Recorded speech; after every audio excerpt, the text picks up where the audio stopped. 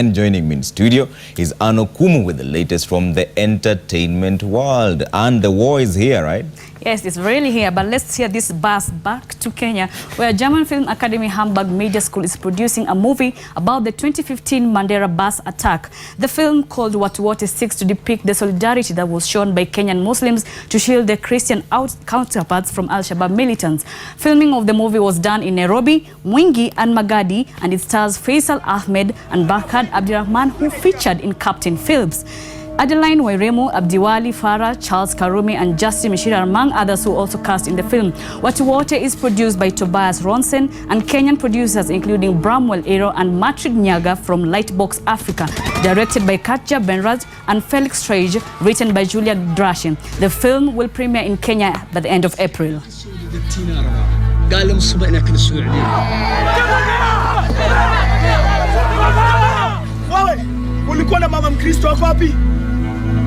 Ako wapi? Ako wapi? Ndio mfundisho wa Qur'ani. Usinuwe.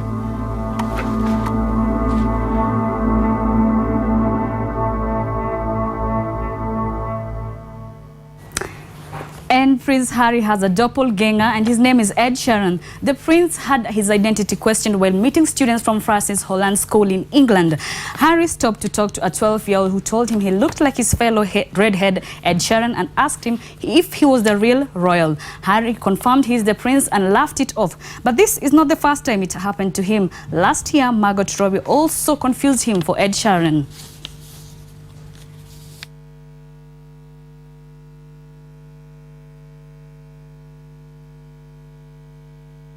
And to a story which Trevor is very interested in is winter is almost here, and with it comes a guest star, again Ed Sheeran. Sheeran will make a cameo appearance on the HBO hit series Game of Thrones as a surprise guest for Maisie Williams, who plays Arya Stark, because she's a big fan of the singer. There is no confirmation if Sheeran will be singing or acting, but he joins the list of musicians who have featured in Game of Thrones, including Coldplay's Will Champion and Snow Patrol's Gary Lightbody. The HBO film Game of Thrones premieres on Sunday, July 16th with 7 episodes.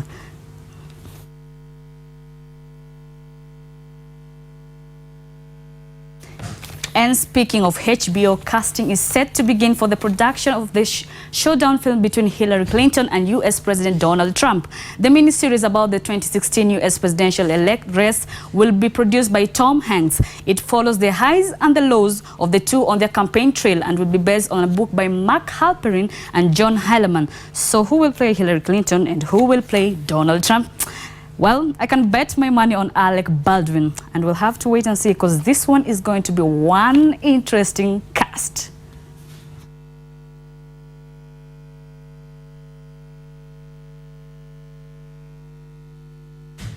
Trevor, are you ready for Game of Thrones? I'm not even sure. I was about to ask you the same thing. How do you think it's going to end, though? Who are you vouching for? Who will take all the 7 kingdoms? If you ask me, I am with the Ned Stark team. Really? Yes. Not Daenerys of the House Targaryen? Oh, no. AKA I'm with the Stark. That's a disappointment. Khaleesi is just being helped by the dragon. Otherwise, she's not capable of anything.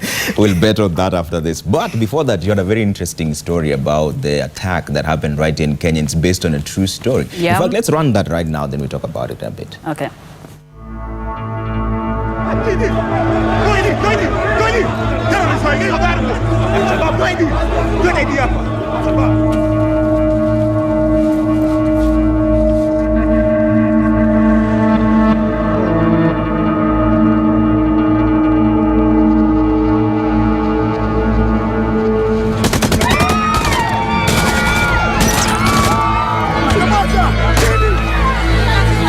بس كأنك السود دتينا ربع قال لهم الصبح إنك السود عليه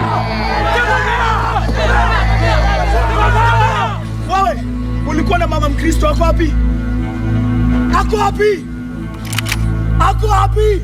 Ndio mfundisho wa Qur'ani. Usinuwe.